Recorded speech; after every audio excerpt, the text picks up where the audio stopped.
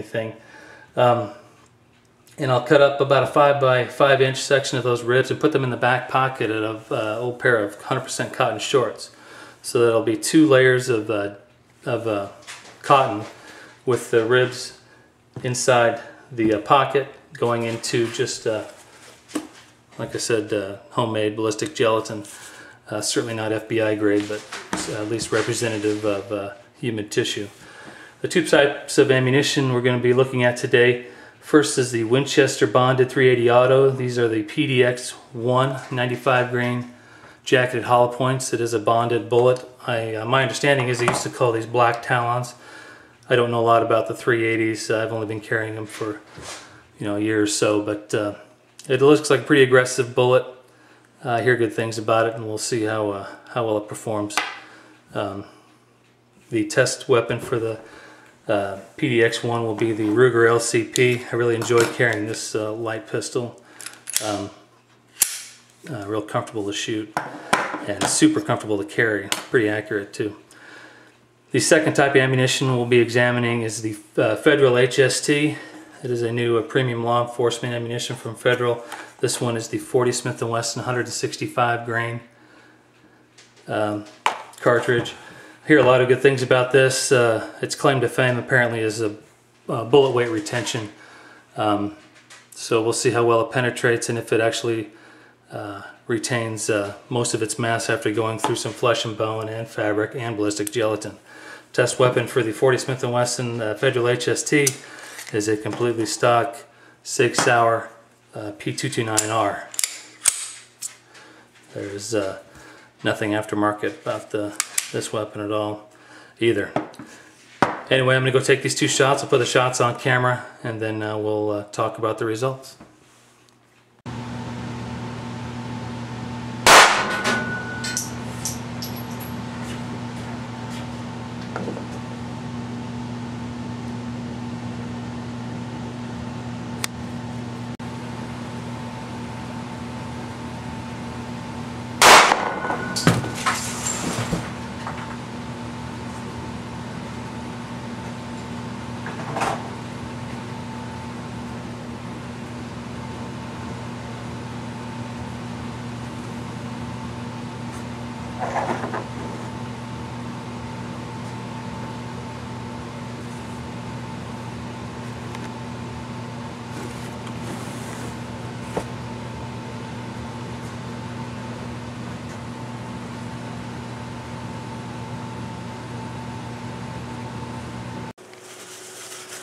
All right, start with the 380s. I actually fired 3 380s for 2 pretty stupid reasons. One, full-on miss.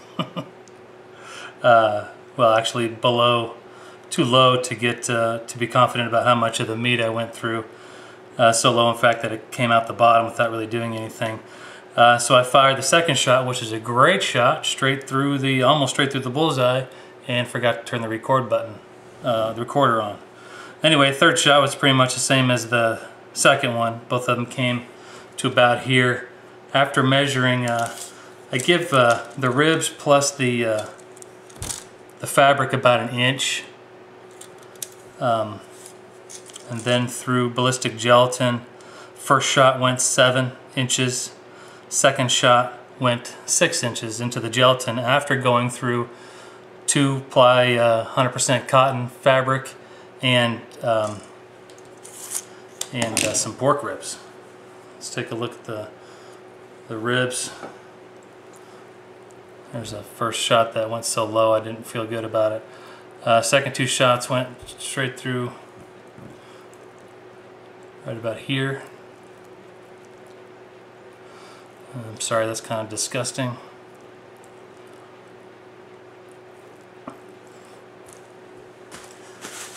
Alright, let's cut these 2 out.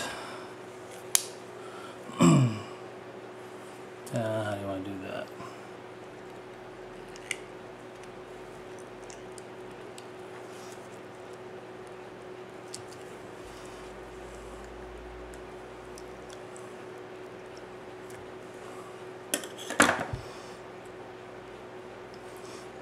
Alright, which one was this one?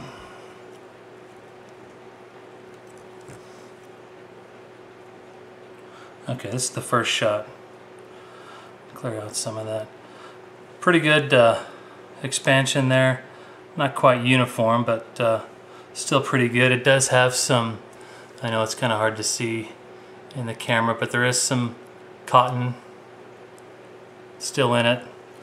I don't know if you can see in the camera either, but there's a lot of disgusting gore inside the ballistic gelatin there as well. But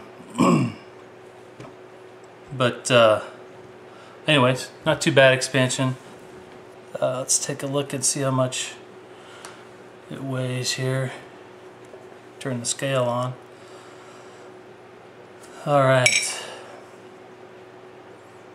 Approximately 5 grams.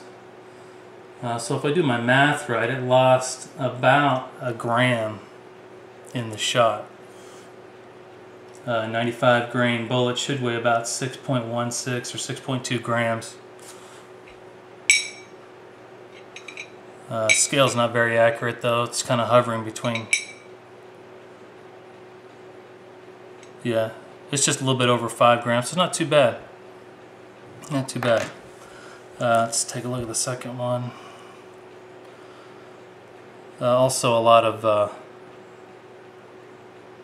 fabric and fat and disgusting stuff in the cavity of this one. Expansion looks a little bit better. Pretty little flower here. Pop that one on the scale. It too is right about just a little over 5 grams.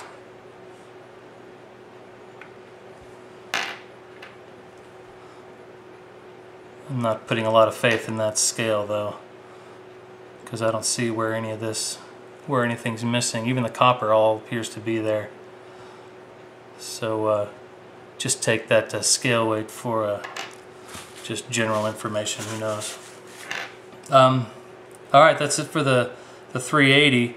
Fired 1 round of 40 Smith & Wesson, again through approximately an inch of fabric and tissue. Super disgusting on this one. Pretty large wound cavity or entry and exit there. Entry, exit, went straight through. There's busted bone. Gross. Also, it went all the way through 12 inches of ballistic gelatin. So an inch of fabric and meat and 12 inches of ballistic gelatin. It went straight through. You kind of see, I took that shot high and to the left, and it just straight on through right here. There is a little bit of evidence, it's kind of hard to see in the camera, of what do you call hydrostatic shock or whatever, as it expanded, and you can see spiraling patterns in the gelatin there. And it just barely popped out the back. I had 2-liter bottles of water in the backstop and some plywood and then some cement beyond that. And it went out the back and kissed the front 2-liter bottle of water and just fell onto the table without breaking the bottle. Here's the bullet. Kind of looks like you bought it at the jewelry store. So let's go ahead and see if we can get a weight on this. Again, if my math is close to correct, I believe this should weigh,